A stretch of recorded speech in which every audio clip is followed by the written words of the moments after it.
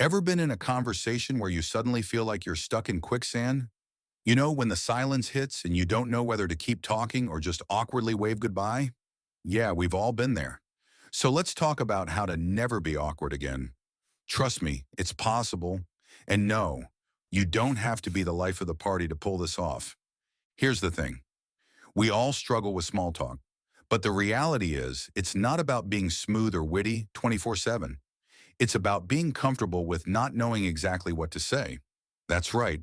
Awkwardness happens when we freeze, overthink, and then say something weird. So let's break this down. First off, remember this. Small talk is less about the talk and more about the small. You don't need to come up with profound insights, just observations. You know how when you walk into a room and you notice the painting on the wall or that one guy with a weird hat? Boom. That's your gold mine. Small things like that are actually your best friend in conversation.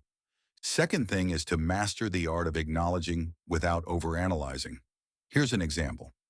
You're at a coffee shop and the person next to you is holding a book. Most people would say, "What are you reading?" Because they think that's the polite thing to do.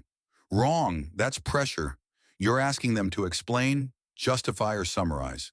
And nobody wants to do that, so instead say something like, "That book looks like it's been through some things." Now you've made an observation that is neutral and interesting, so now they will say something like, "Yeah, it's my third time reading it. I love this book." Or, "Oh yeah, it's terrible. I just want to finish it out of spite." Now you started a conversation without them feeling like they are being interviewed. If someone says, "It's cold outside today," don't freeze up thinking, "Do I talk about the weather more?" Or, "Nah, just acknowledge it. Yeah, it's crazy cold. I almost didn't leave my house because I was worried about turning into a human popsicle." Now that's relatable. You didn't try to impress them with your expertise on Arctic temperatures, but you connected over something simple. That's key. Okay, now here's your secret weapon, the question game. It's super easy. Ask a question that keeps the conversation flowing, but isn't super deep or complicated. What's the best part of your day so far?